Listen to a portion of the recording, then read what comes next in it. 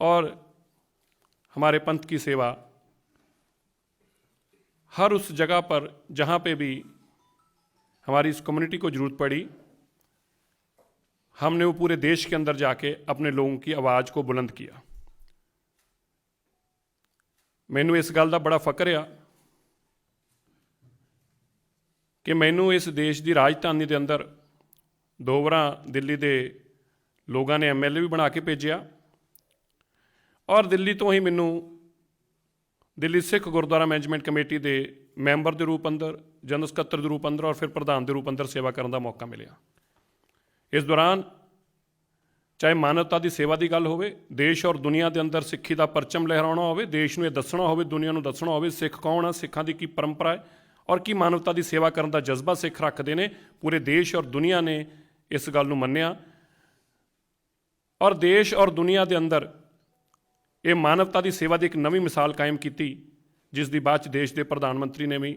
Tweet करके और दिल्ली की पुलिस ने भी सारे गुरु घरां की आराधना करते हुए धन्यवाद किया। अज श्रोमणी अकाली दल के लंबे समय तक भारतीय जनता पार्टी के नाल अलायंस पार्टनर रूप च रहे और देश के अंदर जदों भी कोई सिख मुद्दा, कोई पंजाबीयत की गल का मसला खड़ा हुंदा सी ते साडी भाईचारक साँझ जिहड़ी सी जिस पार्टी नाल सी उहदे माध्यम तो हमेशा ही इस लड़ाई नूं लड़ते आए। पर अज जो साडे देश के अंदर सिख ने, वो भावें कन्याकुमारी तो लैके कश्मीर तक होण, हरेक दे बहुत सारे मुद्दे खड़े ने और उन्हां मुद्दिआं दे हल दे वास्ते जदों असीं किसी की आवाज़ बुलंद करदे को आवाज़ चुकदे हां ते सब तो पहलां जरूरत पैंदी आ वो सरकार दी जिहड़े मसले हल कर सकदी आ। मैं अज क्योंकि हमेशा ही सिख मुद्दों के उत्ते अपनी आवाज़ नूं बुलंद रखिया है। मैं जदों देश के गृह मंत्री श्री अमित शाह जी नूं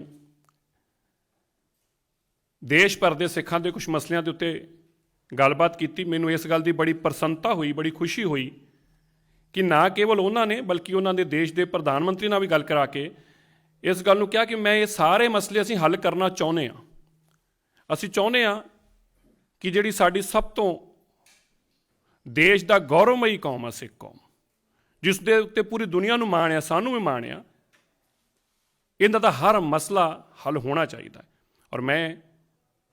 अज सब तो पहला दिल्ली सिख गुरुद्वारा मैनेजमेंट कमेटी तो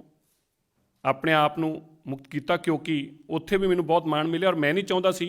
कि संदेश ये जाए कि शायद दिल्ली सिख गुरुद्वारा मैनेजमेंट कमेटी की प्रधानगी बचाने लई या कुर्सियां बचाने वास्ते मैं ये पार्टी को ज्वाइन कर रहा, पर मैं समर्पित होकर अपनी कौम के पिछे, अपनी कम्युनिटी की गल वास्ते, क्योंकि देश के अंदर 70 साल तो जिहड़े मुद्दे अज भी खड़े ने, भावें वो डोंगमार गुरुद्वारा सिक्के मंदिर होवे, भावें वो शिलोंग के सिखां का मसला होवे या श्रीनगर के कश्मीर के जम्मू कश्मीर के सिखां का मसला होवे जिथे उन्होंने अज तक नौकरियां च रिजर्वेशन नहीं मिले, उन्होंने हक नहीं मिले, या मध्य प्रदेश के अंदर सिकली कर सिखां का मसला होवे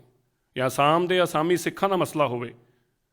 या गुरु तेग बहादुर साहब जी महाराज और गुरु नानक देव पातशाह जी के वड्डे समागम करके देश और दुनिया को उन्हों की सोच और उन्हों दी मानवता के प्रति सेवावां की जानकारी देनी होवे। मैं ये सारियां गल्लां और मैं खास तौर पर अज गल जरूर होर याद कराउणा चाहुंदा, जदों मैं इन्हां सारियां गल्लां दे नाल नाल साडी कौम दे वास्ते अगे वधण वास्ते शिक्षा बहुत जरूरी आ। जो मैं देश के प्रधानमंत्री जी ने और गृह मंत्री जी ने एक गल कही, 70 साल हो गए देश के अंदर,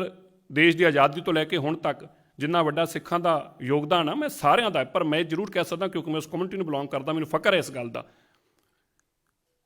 पर अज तक भी उन्हां दे वास्ते दिल्ली की देश की राजधानी है, इस राजधानी ते बाबा बंदा सिंह बहादुर तो शहादत हुई, जिस राजधानी जिस राजधानी गुरु तेग बहादुर साहिब महाराज जी की शहादत हुई, और उस ही राजधानी के उत्ते किसी वेले बाबा बघेल सिंह जी ने, बाबा जस्सा सिंह आलूवाली और बाबा जस्सा सिंह रामगढ़ी ने अपना परचम लहराया सी। उस राजधानी के अंदर अज तक भी दिल्ली के लोगों सिखां के वास्ते एक यूनीवर्सिटी असीं 70 साल च नहीं बना सके। मैनूं लगदा कि साडी अपनी लीडरशिप की कमी आ, साडी कमजोरी आ। क्या मसले हुण देश के सरहदां ते लड़न वाले असीं लोग होई और मसले साडे तो हल ना होण। मैं जिस वचनबंधता के नाल देश के गृह मंत्री जी नाल गल करके और प्रधानमंत्री जी नाल मैं पार्टी ज्वाइन किया, उहदा एक मकसद आ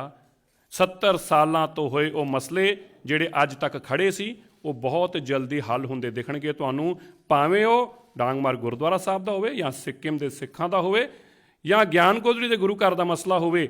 ਇਹ ਜਿੰਨੇ ਵੀ ਮਸਲੇ ਨੇ ਕੁਝ ਆਉਣ ਵਾਲੇ ਕੁਝ ਦਿਨਾਂ ਦੇ ਅੰਦਰ ਅੰਦਰ ਹੀ ਤੁਹਾਨੂੰ ਇਹ ਸਾਰੇ ਮਸਲੇ ਹੱਲ ਹੁੰਦੇ ਦਿਖਣਗੇ। ਮੈਂ ਫਿਰ ਤੋਂ ਬਹੁਤ ਬਹੁਤ ਧੰਨਵਾਦ ਕਰਦਾ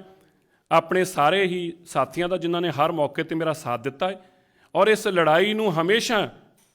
ਜਿੱਤਣ ਵਾਸਤੇ ਔਰ ਇਸ ਲੜਾਈ ਦੇ ਅੰਦਰ ਹਮੇਸ਼ਾ ਫਤਿਹ ਵਾਸਤੇ ਮੈਂ ਆਪਣੇ ਮਾਲਕ ਧੰਨ ਧੰਨ ਸਾਹਿਬ ਸ੍ਰੀ ਗੁਰੂ ਗ੍ਰੰਥ ਸਾਹਿਬ ਮਹਾਰਾਜ ਜੀ ਦਾ ਧੰਨਵਾਦ ਕਰਦਾ। ਗੁਰੂ ਤੇਗ ਬਹਾਦਰ ਸਾਹਿਬ ਜੀ ਦੇ ਦਰ ਤੋਂ ਸਾਨੂੰ ਬਹੁਤ ਕੁਝ ਮਿਲਿਆ ਹੈ, ਉਸ ਮਾਲਕ ਦੇ ਦਰ ਦਾ ਧੰਨਵਾਦ ਕਰਦਾ। ਇੱਕ ਵਚਨਬੱਧਤਾ ਕਰਦਾ ਹੈ ਕਿ ਜਿੰਨੀ ਸ਼ਿੱਦਤ ਦੇ ਨਾਲ ਅਸੀਂ ਦਿੱਲੀ ਸਿੱਖ ਗੁਰਦੁਆਰਾ ਮੈਨੇਜਮੈਂਟ ਕਮੇਟੀ 'ਚ ਰਹਿ ਕੇ ਆਪਣੀ ਕੌਮ ਦੀ ਗੱਲ ਕੀਤੀ,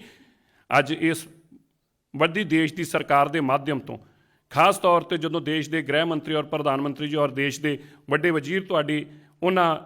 ਜੋ ਤੁਹਾਡੇ ਸੋਚ ਹੋਵੇ, ਜੋ ਤੁਹਾਡੇ ਮੰਗ ਹੋਵੇ, ਜੋ ਤੁਹਾਡੇ ਕੌਮ ਦੇ ਮਸਲੇ ਹੋ ਉਹਨੂੰ ਹੱਲ ਕਰਨ ਨੂੰ ਬੈਠੇ ਹੋਣ, ਤਾਂ ਮੈਂ ਜ਼ਰੂਰ ਕਹਿ ਸਕਦਾ ਹਾਂ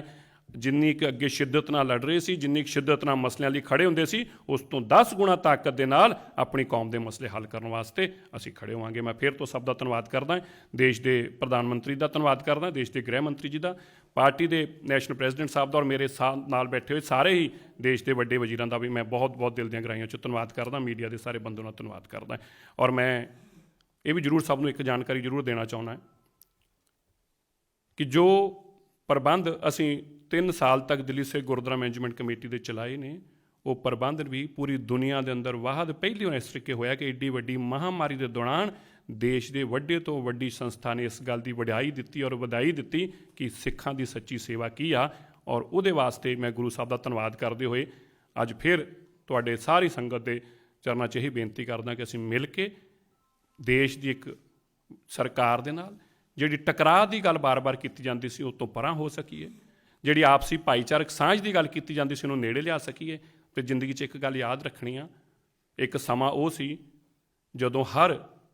ਦਿੱਲੀ ਦਾ ਹੋਵੇ ਜਾਂ ਦੇਸ਼ ਦੀ ਨਾਰਥ ਇੰਡੀਆ ਦੀ ਅਗਰ ਖਾਸ ਤੌਰ 'ਤੇ ਗੱਲ ਕਰਾਂ, ਹਿੰਦੂ ਪਰਿਵਾਰ ਆਪਣੇ ਵੱਡੇ ਬੱਚੇ ਨੂੰ ਸਿੱਖ ਬਣਾਉਂਦਾ ਸੀ। ਇਸ ਪਰੰਪਰਾ ਨੂੰ ਸਾਡੇ ਕੁਝ ਸਿਆਸੀ ਲੋਕਾਂ ਨੇ ਆਪਣੀ ਸਿਆਸੀ ਲੋੜਾਂ ਦੇ ਅੰਦਰ ਇਸ ਨੂੰ ਖਤਮ ਕਰ ਦਿੱਤਾ। ਅਸੀਂ ਆਪਸੀ ਭਾਈਚਾਰਕ ਸਾਂਝ ਨੂੰ ਦੁਬਾਰਾ ਉੱਥੇ ਲਿਆ ਕੇ ਖੜਾ ਕਰਨਾ ਔਰ ਇਸ ਸੁਨਹਿਰੀ ਮੁਲਕ ਦੇ ਅੰਦਰ ਸੁਨਹਿਰੀ ਤਰੀਕੇ ਨਾਲ ਅਸੀਂ ਚਮਕੀਏ, ਉਹਦੇ ਵਾਸਤੇ ਅਸੀਂ ਇਕਜੁੱਟ ਹੋ ਕੇ ਕੰਮ ਕਰਾਂਗੇ। ਵਾਹਿਗੁਰੂ ਜੀ ਕਾ ਖਾਲਸਾ, ਵਾਹਿਗੁਰੂ ਜੀ ਕੀ ਫਤਿਹ।